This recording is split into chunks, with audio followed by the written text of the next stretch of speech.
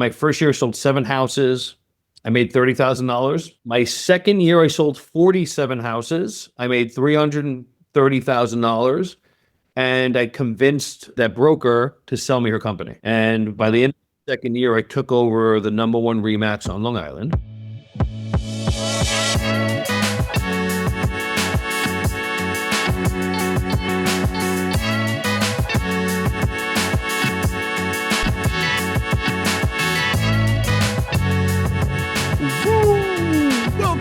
Welcome all to your space for everything empowerment. I am your host, Tariq Williams, and not only I am Vision of Hope, but this is a we thing here. This is about all of us growing. This is the We Are Vision of Hope platform. This is the Speak Your Vision podcast. I am the host. You're the listener. You're here to get empowered. Let's get into it. And I am not alone today. I have an awesome guest, and we're here to bring value today. We are here to bring energy. We're here to bring education. So if you're interested in getting some value today, if you're interested in getting educated today, learning a bit more about everything business in a sense, right? Marketing, we're going to learn from Pocket Pete Grosso. Thank you so much for being here today. Hello, everybody. So excited to be here. Tariq, let me just say something before we start. I love you so much. And I always feel terrible that every time we talk, there's not a camera on, because you're so good at asking questions, even when it's just two people, that it brings up and brings out so much value that I almost want to require that there's a camera or recording on anytime we speak, because you're so fantastic. So thank you. I appreciate you. See, I've been lucky to talk to Peter a few times now. I'm happy to call him a friend at this point. And we're going to talk a bit about Pete's business just journey, how he's changing the real estate world with cookies. We're going to get into all those things and how we even got here. But Pete, tell everybody what you do, what your title is, and let's start there. Sure. All right. So I am the broker owner of RE/MAX Integrity Leaders, which is on Long Island, New York, where we sell residential real estate. I coach and guide people, the agents under me, to grow their own business.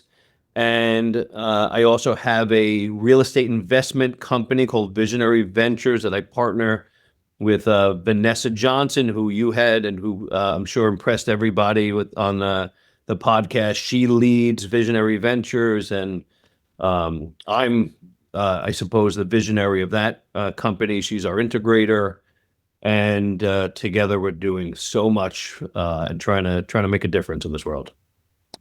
And when we had Vanessa on, we talked about the fact that it was funny that she's Visionary Vanessa, and this is the Speak Your Vision podcast. We're talking about making our visions, not just like think about them or have them be abstract, what it looks like to actually make them happen. And that's why I respect the both of you so much.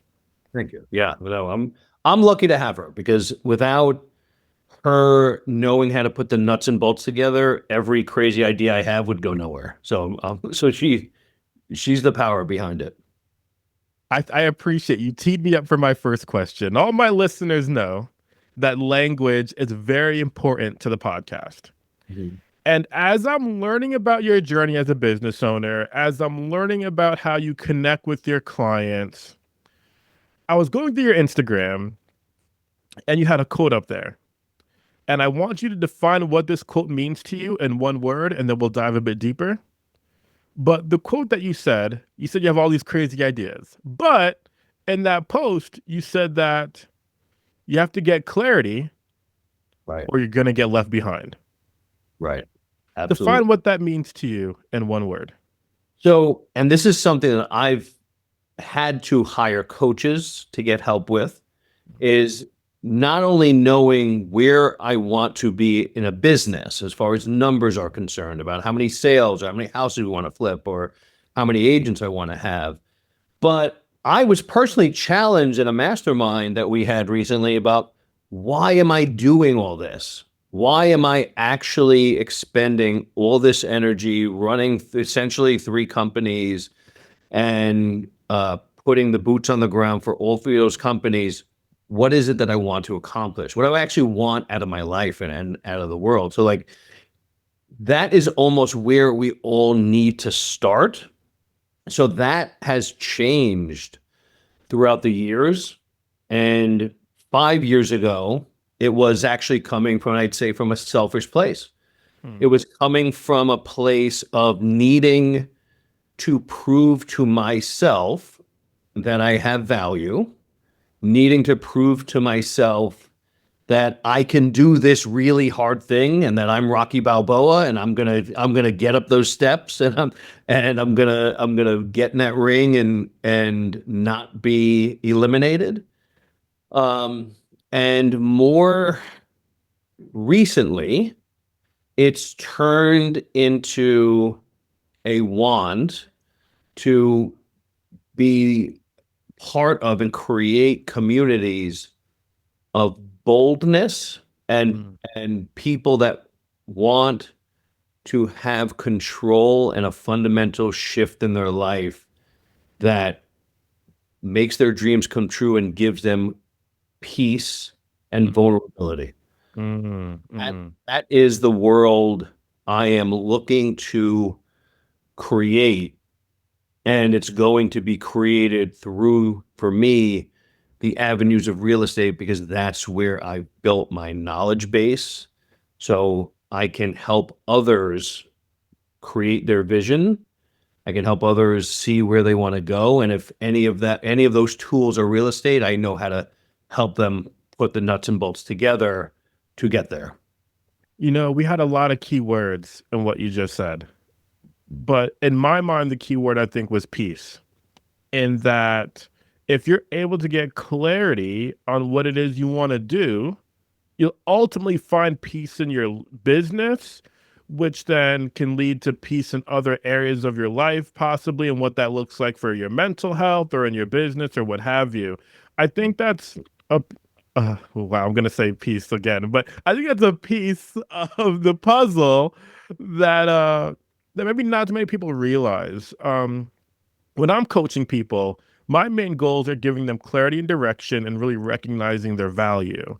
But Mm. it's interesting because people don't always understand the importance on being clear on the vision they have for their lives. So I like how you brought up that story, how you were challenged in a sense to say, hey, you're doing all these things. Why? Right. Right. And that moment left me stunned because I didn't have an answer. I didn't couldn't even think of how to come up with an answer. Mm, And my coach asked me in pursuit of this to write down all the thoughts that come up when I ask myself, what is it that I want? And why don't I know? And I wrote out, and one thing I learned about myself, because this is the first time in probably a decade I've actually used a pen and paper, like my own handwriting. So I'm like, it's not something I do. She goes, I'm going to challenge you to do it, even if it's not yeah, comfortable. And I learned a lot about what was in there that I needed to face, but also I I write in a comedic rhythm. mm, So I would ask myself, hey, literally the first question I asked was, did I actually lose myself in the last 15 years where I don't even know who I am to know what I want? wow. And then I asked myself another question, and then I asked myself another question. Then I wrote, "Are you going to the mall later?" And then I had so I had to like give myself heavy question, comedy, Yeah. heavy question, comedy.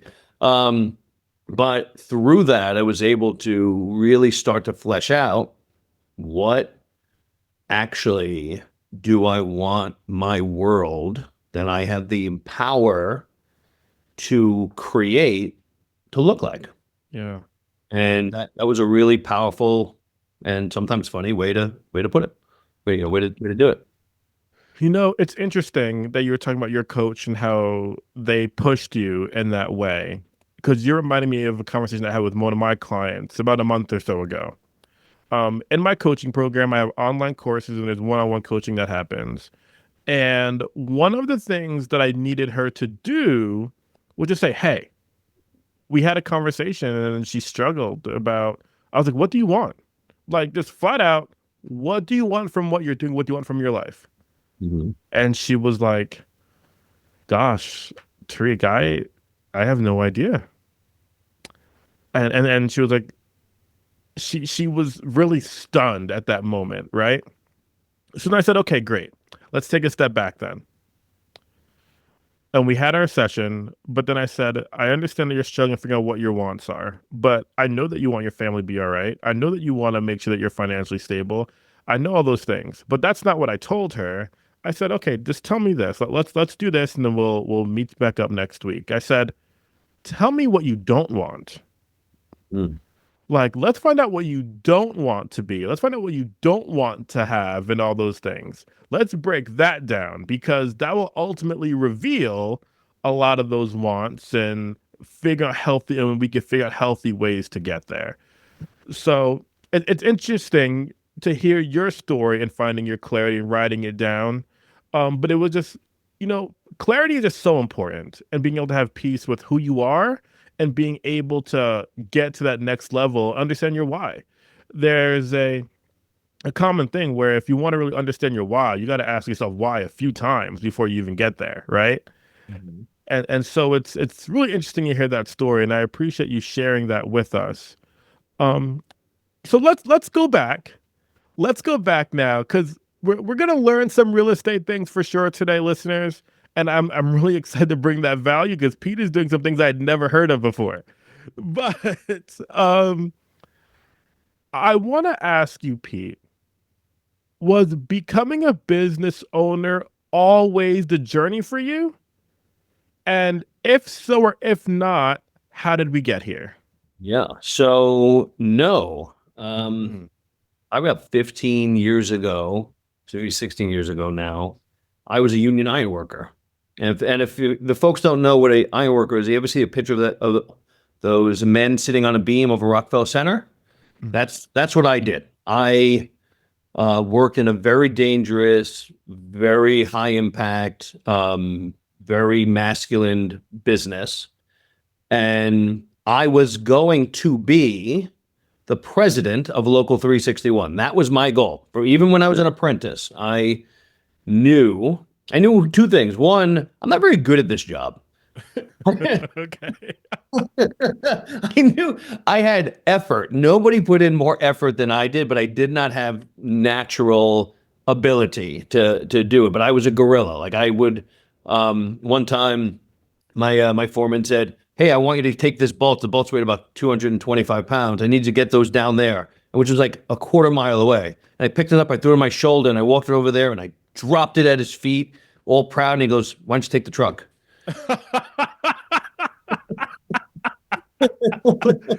That's hilarious. Okay. So I knew, there was a lot of hints that maybe I wasn't the most talented iron worker, but I Yeah. love people. I love being able to lead. And I thought I was going to be the president. I started teaching myself about labor law, about the history of unions and things like that. And then one day, while I was working on City Field, which is Met Stadium, I was helping build that stadium. I was walking across a beam and I had to walk across some decking, which was laid across two beams. It was small pieces, and it was supposed to be tied down. There's a rope laid over it, but it wasn't tied underneath. When I stepped on it, it fell, and I fell with it. And I fell 18 feet to a lower roof, and I broke my ankle, my leg, and my back. Wow. And now I'm laying at the second highest point of Met Stadium with a broken leg, with a broken back, and I'm looking up at the sky, and I'm 250 pounds. I'm thinking I live here now. I don't even know how I'm getting down. Um, and they had to use a crane to lift me up, and they lifted me up in the air. I was hundreds of feet in the air, and they brought me down and they landed me on the pitcher's mound of City Field, and an ambulance took me away, and that was my last day as a union iron worker, and the trajectory of my life was changed forever. Wow. Yeah. Okay. So let's okay. So I mean, this isn't funny, but you're laying there on this beam, which is Mm. still how many feet from the ground? I am. the just below the sunscreen. So I was probably the crane had to lift me up like from where it landed me to where it lifted me, probably 150, 200 feet in the air. What's going through in your head at that point? Are you nervous? Are you scared? Are you in so much pain that you can't even think about those things? I was in pain. I was not nervous because I know what a crane can do. I wasn't, I was nervous when I was falling because still remember clear as day thinking I was falling and I'm like, oh, I'll just grab the beam as I'm falling. And the decking came up and kicked my hands out of the way, like if you stepped on a rake and I would smack you away. Yeah. That moment thinking, this is not good anymore. And Wow. not knowing what was below me and how far I was going to fall. Um, but from that moment, really, my concern was how bad am I, and will I ever work again? Wow. Yeah. Um, and then it hit me when I was I remember being in the hospital in the emergency room and laying there, and it just realized like, there's no way I'm going back to work. It's over. Like I just knew that how bad my body was, Mm, and knowing things have changed mm. and just having a chill over that and not knowing where my life was going. You know, I I think, granted, not with the amount of pain that you had to go through, but I think that I relate to that in a sense of not knowing what next was going to look like for my life when I became blind, right? Um, but I'm envisioning this situation that you're being picked up, you're falling, you're on this beam, now you're being picked up by a crane, you're laying on the pitcher's mound of Met Stadium, which I'll never watch a Mets game the same ever again. Um, but I think about then you're not sure if you're ever going to work again. You're not too sure what next is going to look like. So tell me how you went from then the hospital bed to the business owner you are today. Like, how did we get here? Because you were supposed to be the president of this Yep. iron I didn't even know it. situation. I didn't even know what they lost.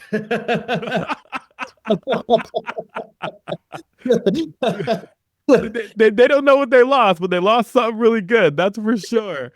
Um, so and all that, right? You felt like you had the trajectory for your life. Yeah. And in order for it to be taken away from you in an instant, I think one, this is a lesson that you don't know what life has in store for you. Hmm. You might think it's one thing, but it might be a complete different one. And I would Absolutely. say in your case, you've been able to build from that situation. So Yeah. walk me through how we went from, and have you ever been to college or anything like that or no? Failed out of college 2 or 3 times. Yeah. I am a massive ADHD case. I, Okay. when I got through high school without knowing where my locker was, I never carried a book. I was smart enough to pass the test and charm the teachers. That's, Okay. that's how I got through school. Um, Okay. then I could not go to college. Didn't work for me. Then we'll fast forward to the injury. I spent Yeah. So iron worker, failed out of college, we're at the injury. You are not quote unquote what the world would expect to become this successful business owner, right? So yeah, so talk to us about that. if well for 3.5 years, I'm walking with a cane or crutches. Hmm. I'm spending a lot of time feeling valueless, Mm, crippling depression, feeling like I have no contribution to the world. I'm awarded Social Security disability, which a lot of people would be excited about. I was hated it. Uh, hmm. and while I'm going through this stuff, the financial crisis happened. I got hurt in 2008, 2009. The world is coming undone. It's big in the news. And most iron workers drink. I didn't drink. So I decided to read, and I was reading the Wall Street Journal, the New York Times, like soaking in everything that was happening. I started getting into economics. So I started ordering textbooks for Econ 101, and I started like following economic philosophers. And then I landed on I hacked into Yale University essentially because they used to have their students' classes, they stored them on iTunes. And I found all the economics classes for Yale University on iTunes, and I just started educating. I'm Yale educated, Tariq. Okay. Wait, hold on. So on iTunes, the Yale lectures were on iTunes. Yeah. Yeah. Because people might not know, because well, one, people might not even. This is gonna sound crazy, but people might not even know what iTunes is because Apple Music, it's all streaming now, right? So okay, so how did you even find that I don't information then? remember. Well, you got to remember, I had a lot of time on my hands, so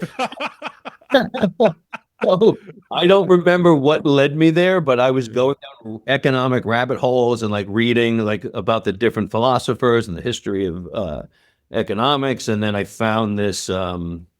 I became really interested in this Yale professor named Robert Schiller. He wrote some of and he's the author of the Case-Shiller Index, which is a housing indicator.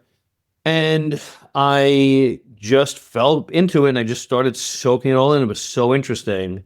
So I just dove in and just soaked it all up. It was fascinating to me, especially as somebody that really had no exposure to that type of information or that type of thought process. And it really opened my eyes and changed how I see the world and how I see, and how I see interactions and how I see the economy. It's all intermingled. And this was your first introduction to real estate. This was my first introduction to real estate. So I'm about 3.5 years later, I had this idea to after I started feeling better and starting to feel like I could get around and I thought the best thing I could do was start buying houses from Long Island in Detroit, Michigan. And I started buying houses for like some of them were buying at $500 a piece. And Don't say that too loud on the pod. Okay. and trying to fix them up and rent them. And I had this idea based on the economic indicators that I found. And I'll tell you, Tariq, in the macro, I was right. In the micro, I was a mess because I was a really book smart at that point person, but I had no boots on the ground ever. And I had all this enthusiasm. And my next stop in education was failure. And I went to Detroit and I started buying houses and meeting people and networking and trying to create something and prove that I had something in me that was special. And I was failing and failing and failing. I was failing to the point where like I really didn't even know if I'd be able to take care of myself, take care of my future family. And I was married at the time. It affected my marriage. Here's the problem. Here's what I didn't know. I thought I knew how to be a man. And what I thought was, I'm the man, I'm the provider, I'm the protector. It's all on me. And so if you asked me if anything was wrong, I was fine. And I'm going through all these changes and I'm going through all this turmoil and I have a knot in my stomach for years. I'm not sharing it with anybody. It's my job as a man to just grin and bear it and keep pushing through. And it was some of the hardest times of my life. And then while I'm trying to make this stuff work, my first daughter's born. And a year later, I have a son. And the moment my daughter was born and I held her in my arms, I realized I couldn't travel to Detroit and anywhere else I was going and spending 3 weeks out of the month away. I couldn't do it anymore. So I decided I was going to unwind that business. And I got my real estate license for the first time here on Long Island. And I said, I'm gonna make something work here. And I started uh, interviewing with different brokerages, and I went to the Remax, the one that I own now, and I interviewed with them, and I liked them. They liked me. I joined them, and then a month later, they invited me to the award ceremony. And I didn't plan on being a realtor, Tariq. I didn't plan on doing retail real estate. So like giving out the awards for all the successful real estate agents. And I'm watching all these people get awards, and I wasn't getting any, and I didn't like it. And I really wanted to my competitive juices just kicked in that moment. Mm. And I decided I'm going to give this thing a shot. I remember sitting right there going, you know what? I can do this. And I worked probably 80 hours a week, scrambling, trying to figure out, trying everything. And my first year sold 7 houses. I made $30,000. I probably spent $30,000 trying that, right? So I broke even year one. Yeah, yeah. My second year, I sold 47 houses. I made $330,000, and I convinced that broker to sell me her company. And by the end of the second year, I took over the #1 Remax on Long Island.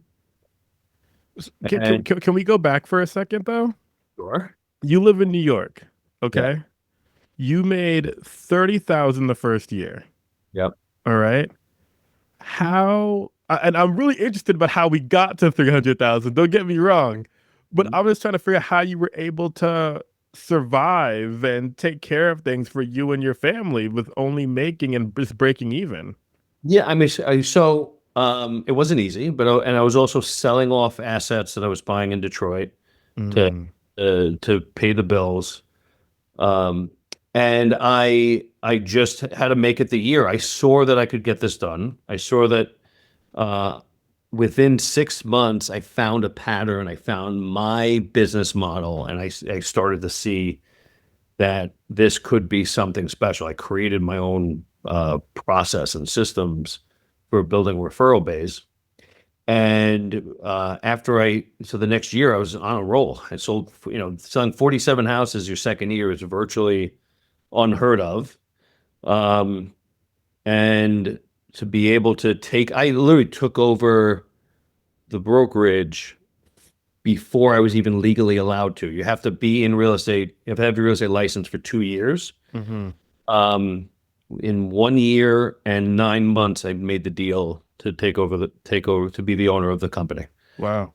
And then I'm starting as the broker, and I've never run this type of business before.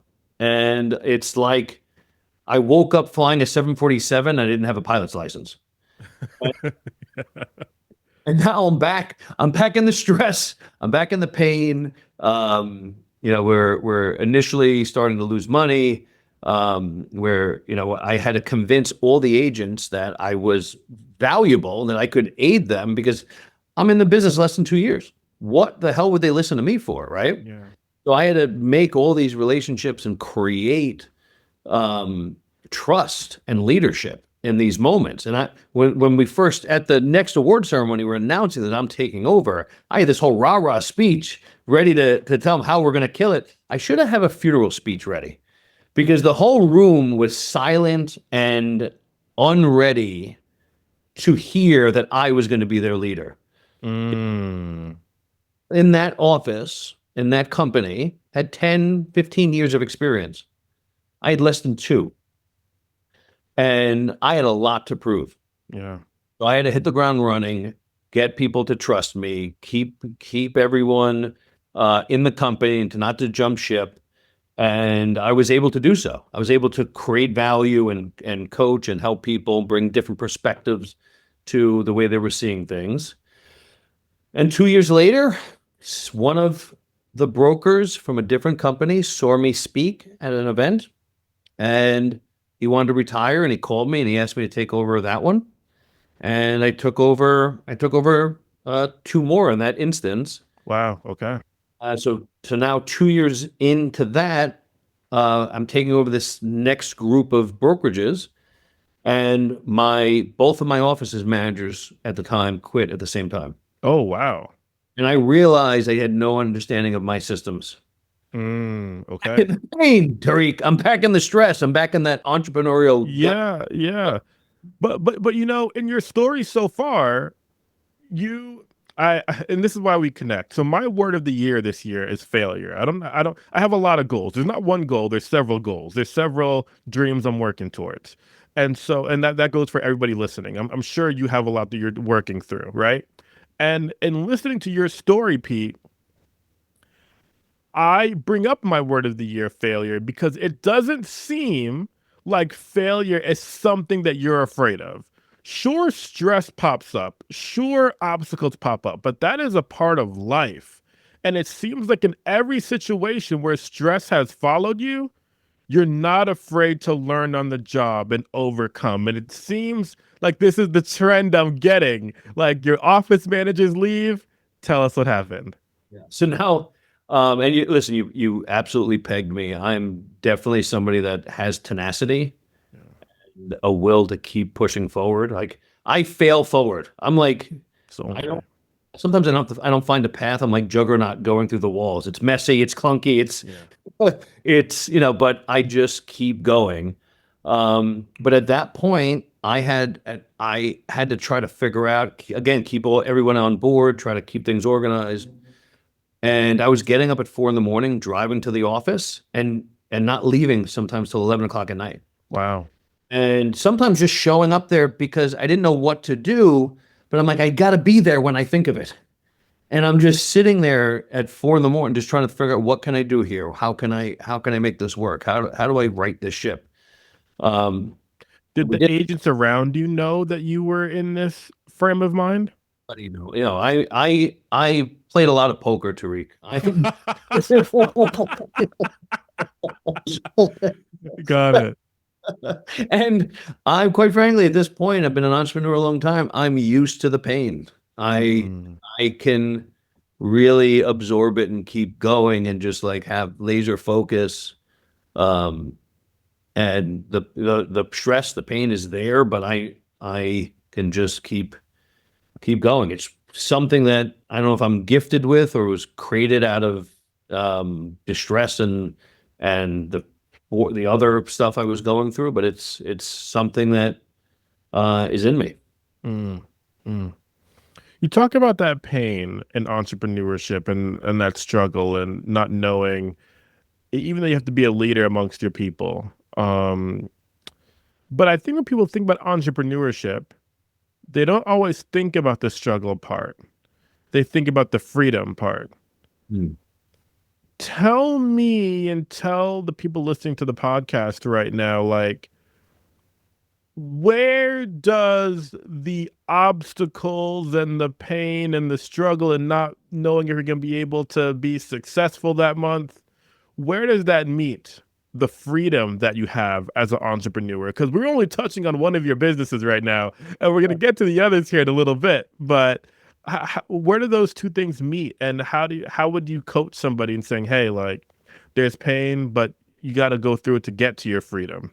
Yeah. So all of that pain, everything that I've gone through has been the ultimate uh the ultimate value add in the person I am. Mm, So that freedom that we're trying to achieve, it comes through personal development. And that personal development comes through challenges.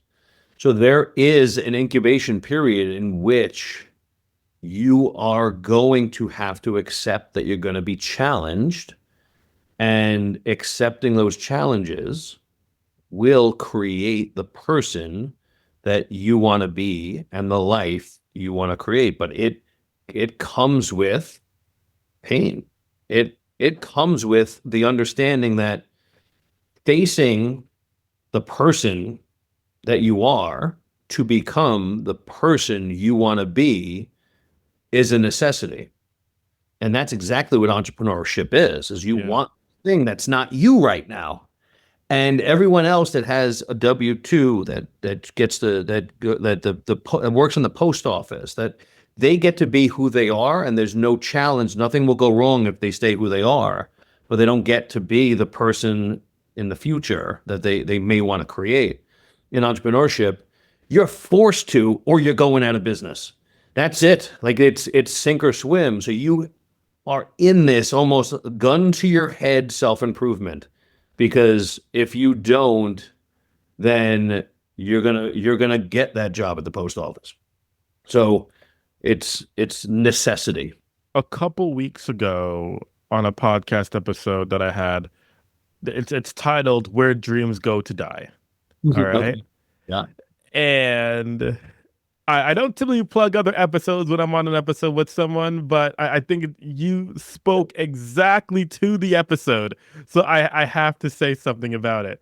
Where do dreams go to die? Your comfort zone. Yeah. Your comfort zone. If you want to stay where you're at right now, that's fine. That's cool. But just recognize that the dream that you want, you're going to have to do something different. You're going to have to get uncomfortable. And if you're not willing to do that, you're Yeah. not going to get any awards at the Remax award show. Yeah. Yeah. That's everything. And we challenge our people, we challenge our employees to what do they want? We want them to be better, to better people, to to strive to be the person they want to be. Like that's important to us to have that culture. And a lot of times, I think when we're connecting with people and when I'm coaching my clients and recognizing their value, getting clarity on their current job, or if they're trying to pivot to another business, one thing that they need to understand is that better actually exists.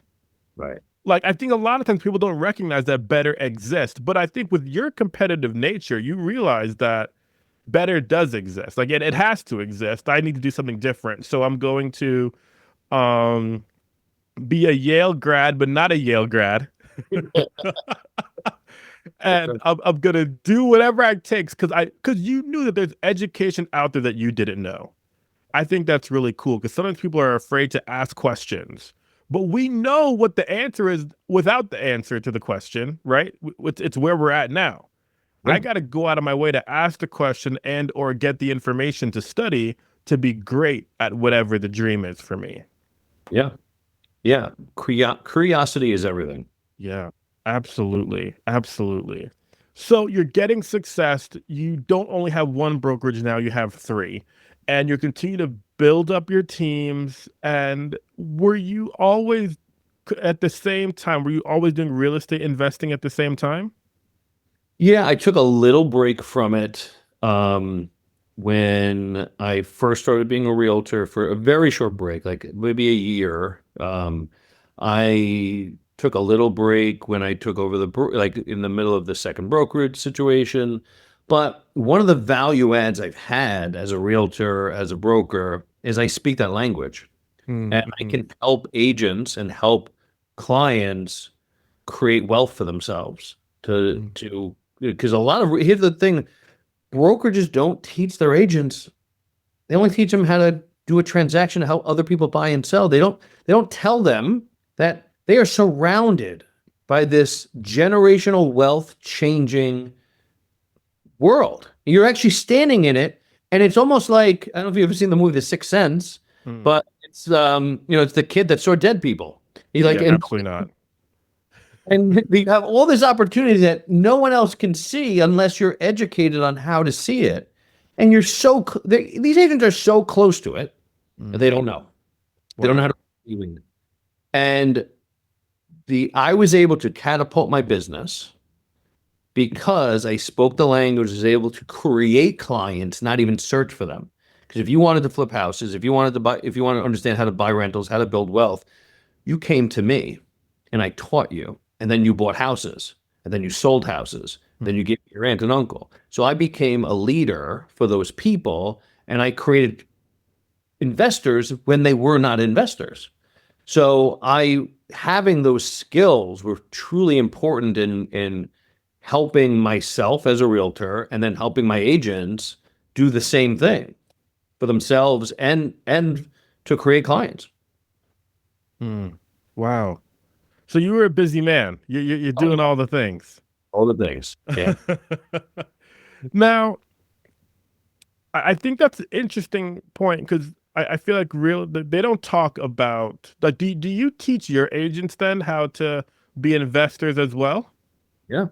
Yeah. We Wow. just put a class, The Realtor's Guide to Buying Real Estate.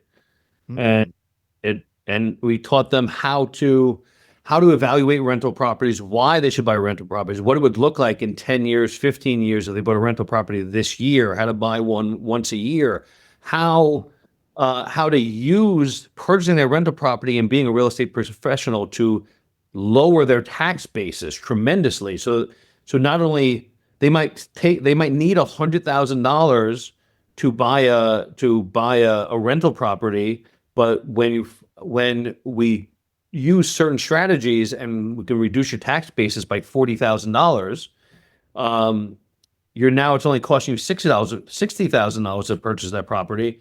And then we ran a alternate scenario where we used something called the Burr method, the buy, renovate, rent, refinance, repeat method, where they can own a rental property, get a $40,000 tax savings on the property, and really only net into the property for $15,000.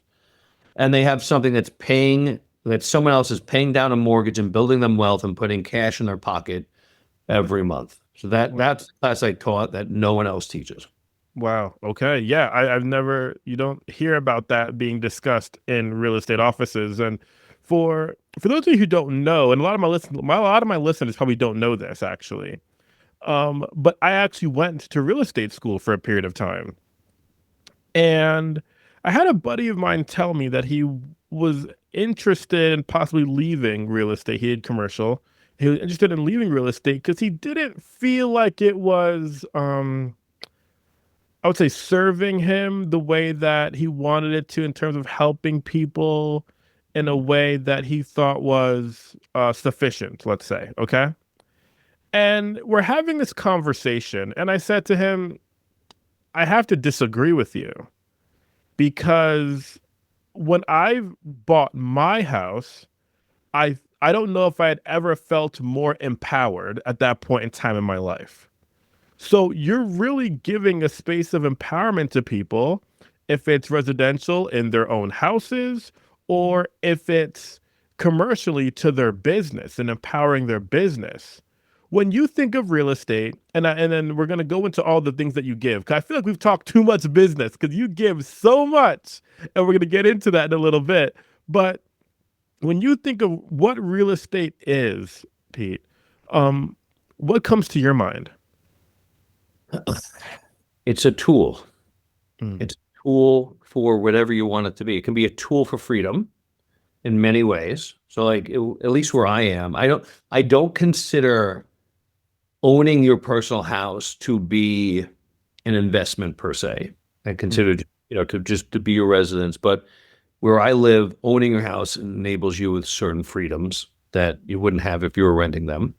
mhm, But also it enables the decoupling of the burden of providing slowly over the course of your life. It decouples that burden that we have as working people, that we're always afraid we're going to get laid off, we're going to get sick, we're not going to be able to uh, take care of our family. It decouples a lot of that, mm, and that is something that we are working on building.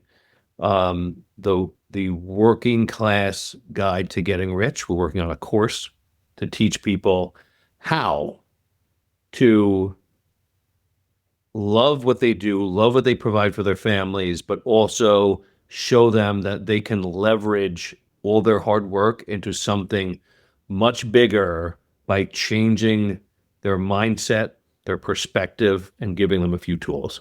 mm. I love that. I love that. I think, and it's a tool that you can choose to work for you in whichever way you want it to work for you. Right. I love that. I love that, and I think that so often I don't think people realize what you just said. I think I don't know. I mean, maybe you could tell me. I don't know what stereotypes come with real estate. I'm sure that there are some that do, and I've heard, oh, you're whatever. that means, real estate investing or real estate agent, whatever stereotypes exist with that. I feel like when in speaking with you, that's not the thing. Like it's a tool that you can use for empowerment, for building wealth for your family, whatever it looks like to help people build the tool for their business, etc. It's really open in that way. Yeah. And I think the biggest stigma Mm. that comes when we talk about real estate investing is what people hear is that's cool, maybe one day. Mm. And because they think it's going to cost so much money, it's going to take this much of this and this much of that, when they don't realize because of how we grew up with our education system that there is so much more opportunity to own real estate, to use real estate, that they just ignore the prospect of learning about it now because they think they have to get rich in order to get real estate, but it's usually the reverse. Mm. Mm. I like how you said, typically people say like maybe one day. Well, how about make it day one? Right. How about make it day one? What are we waiting for? If this is what you want to do, then you go ahead and go do it. I want to get into a bit how people can get connected with you and learn from you. And maybe we got to have you on to actually do an actual class on the podcast. Maybe we should definitely do something like that. But I want to get into a bit of your strategies on your journey and just kind of recap your journey for a moment and then go into a little bit what you're doing now. Mhm. You mentioned you're competitive in nature. I'm the same way. I'm big into sports. Um, and and so something I thought was neat that you do is like you're changing. You went from once again the iron worker to then the un-Yale grad to to then getting into this real estate space, real estate investing, figure out how you could support your family. And you're starting to grow. You own brokerages now. You could continue doing things the way that you're doing them. They're working fine. But you said, I have to continue finding better ways to market myself. And so, Pocket Pete, you have your own app. Yep. And then, not only that, when you meet your age, when someone sets an appointment with you, you're changing the game with cookies and treats. Talk to us a bit about that. Well, I'd love to. Yeah. So basically, I have a philosophy that there is no higher ROI than there are with sweets. There's no ROI higher than there are in cookies and pastries. Luckily, my cookies got delivered right as we were talking earlier.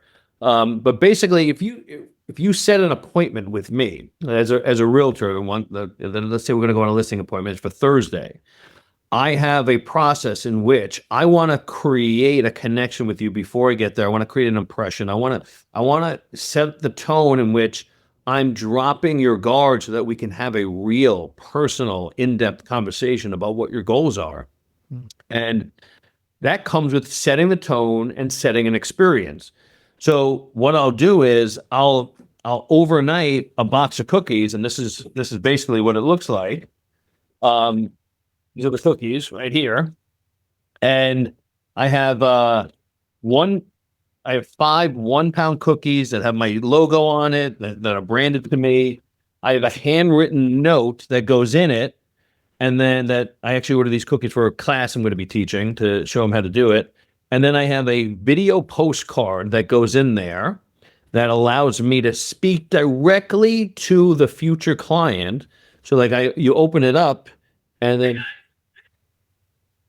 so that I can speak directly to them. And I got my QR code from my Instagram in there so that they can start following me and I start building that following. And so what I'm doing is I'm setting a tone of professionalism, consistency, slight guilt, right? So that because they may have 3 or 4 appointments and they may have an appointment before me that they might have signed because they enjoyed that person and they might have signed an agreement with them and canceled with me. But if I sent them cookies, they're going to go, come on, Pete sent us cookies. Let's at least hear the guy out, you know?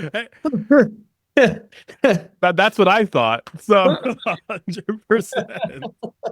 So Um, now, I'm branding myself, and I'm showing that I know how to market myself. Now, if I know how to market myself, you damn well know I know how to market your house, right? mhm. So now I'm already setting the tone of this guy's a professional. So when I go there, it gives me more permission to speak with authority, to lead the conversation, to do everything that allows me to frame the interaction as a relationship. And then I can build that and get that relationship and that contract from there. But whenever I show up, I always show up with a box of cannolis and other pastries, and I have a sticker that goes on. It looks like I own a bakery because I have a stick. Had a sticker form fitted for exactly the size of the bakery box, and I show up, and now my picture, my phone number is on the bakery box. So we sit down, and when I walk in, I'm handing them, I'm saying, I brought these for you, which says that I didn't just come here and I'm ready to do business and tell you how fantastic I am. I'm ready to brag about me. But while I was coming to you, I stopped. I went elsewhere. I went to a bakery. I stood online. I pointed at pastries, and they put them in the box for me. And then they tied them up, and then I came to you and I brought them to you. There's a personal connection that you cannot ignore when you do that.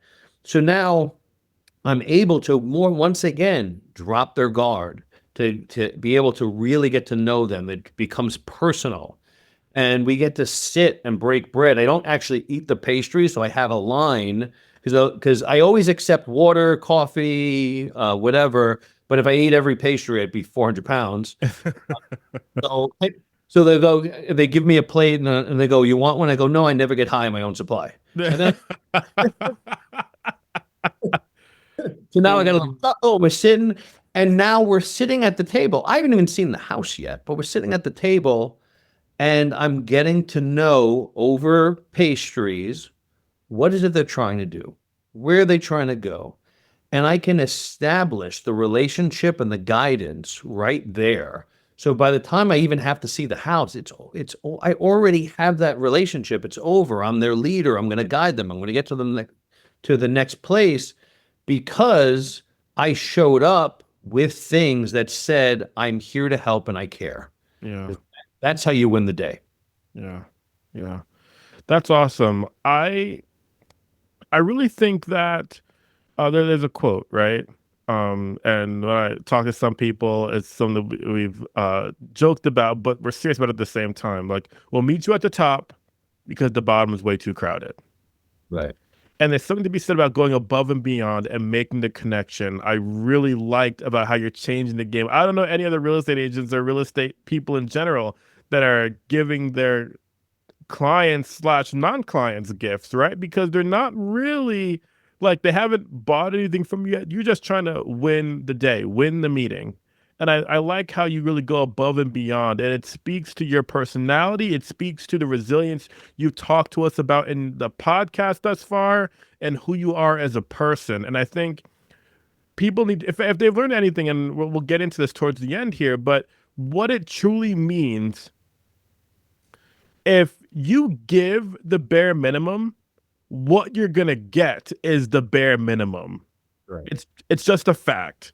And so when you give your all, it's something to be said about really showing people your value as well as them recognizing your value, but then saying, "Oh, this person has value to give to me. I definitely see myself working with this individual." And when I go on your Instagram, all I see is the master classes you're giving away, the educations on real estate, the education on how to be a real estate investor. You're giving all these things away for free. And I'm just like, I'm just so blown away about the immense value you give to people on a daily basis. Tell me why it's so important for you, whether it's a real estate transaction or if it's educating the public on real estate investing and building their business. Why is giving value to your clients, if it's the cookies, the desserts, why is it so important to give value? Yeah. Well, look, I call it the good guy rule to getting rich. It's doing good brings good. And I can't tell you how many amazing reactions, amazing reverberations of goodness has come from me giving free classes, me showing up with pastries, me sending somebody something when something important or striking happens in their life. So I get to be somebody that gets to do the good things and knowing good things are coming back. Every flip class we teach for free. Somebody in that class wants to talk about something that they have going on or wants to lend us money or wants to be involved. So we're doing it because we want to educate the community and we love teaching what we're learning. And by the way, teaching is learning. So the more we put together what we're going to teach people, the more we hone in on what we're doing and the more we remind ourselves what we're supposed to be doing. And I always say you need a mentor and you need a mentee because I need to be pulled up by somebody. I need help in order to be at the next level, but I also need to be able to coach and teach people that aren't up to my level yet what to do so I remember what to do. Because I can tell you, I'm going to tell them something and you listen, you need to do this. And I'll think, damn it, I haven't done that in 6 months. I need to start doing that again because I forgot and it left my rhythm. And if you're not teaching other people and wanting to help other people lift up, you're going to forget the stuff that works yourself. So that it's really important to give, and it just helps your mind create more creative actions. There was a moment in time in my life where I was specific to only working with only blind people, and that has changed to extend my reach to be able to empower individuals who are looking for clarity in their lives, really needing to recognize their value as their mindset coach, and really recognizing that the ceiling they might have for themselves actually doesn't exist. There's no limits. Right. And I was working at a summer program once, and I was wearing one of the t-shirts that the students typically wear. And the student came up to me and goes, "Oh, Mr. Tariq, I see you're wearing one of the colored shirts that the students wear. Like, are you a student now?"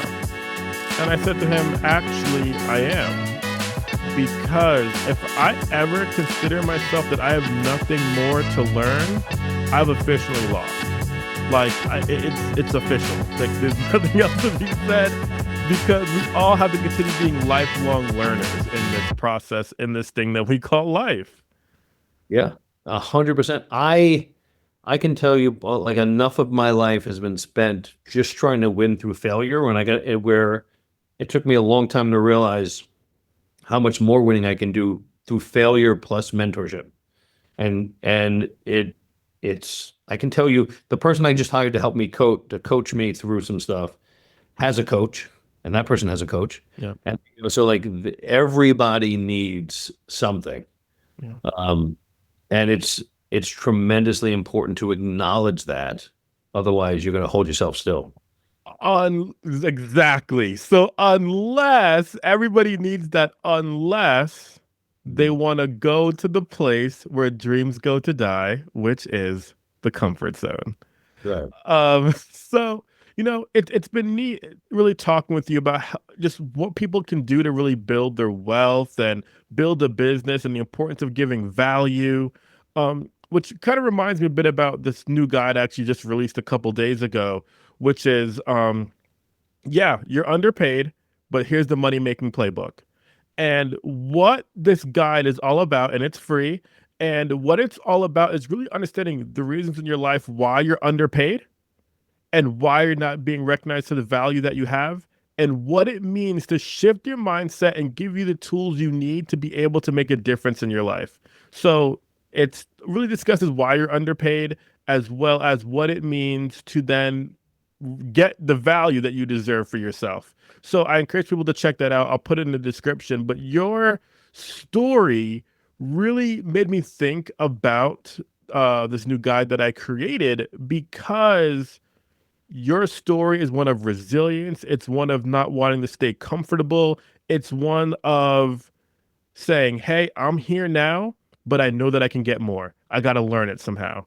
And really putting everything together. And then on top of that, delivering value and giving things away and education away all the time. And for that, Pete, I really consider you just like a model of what I would hope all business owners to be. So I want to thank you so much for being here on the podcast. I really appreciate it, Tariq. It was a great time. So before we go, if there was one word that you wanted people to get from this episode before they leave, what would it be and why? Tenacity. Mm. There is always going to be tremendous obstacles in the way of big dreams. Mm. And you have to realize that the only thing that you need to get there, you need a lot of things to get there faster, but the only thing you must have is tenacity. You have to have the will to just keep getting up, dusting off, and walking forward. Mm. I love that. I love that. You know, I'll tell you this, listeners, right now. This may come off as too real, this may come off as too harsh, but when I think of getting to my dreams, I think about the work I got to put in. I think about the tenacity that it deserves. I'm thinking about what next looks like for sure and continuing to move forward. But if you're a person that believes that your dreams are meant for sleeping, Pete and I might not be the people for you. We might not be the person for you. Your dreams are not meant for sleeping. People talk about chasing their dreams. I don't believe in that either. The thing about it is, when you say that you're chasing your dreams, you're implying that they're running away from you. That's a big quote. I'm all about that. Your dreams are just waiting for you to put in the work, and to put in Pocket Pete's words, your dreams are waiting for you to put in the tenacity to get to where you need to be. Right. Pete, how do people get a hold of you? You can find me on Instagram, Pocket Pete, Peter Grosso. Hey, I guess you can call me 631-365-3271. That's it. Okay, come get me. I'm here for you. All right, awesome. Thank you so much for delivering on the podcast today, Pete. It was a pleasure having you, and maybe we'll have you on again and we'll do a class. Wait. All right, you take care. Thank you, everybody, for listening. Not only I am Vision of Hope, but we are Vision of Hope. This is the Speaker Vision Podcast, your space for everything empowerment. Have a great one, everybody.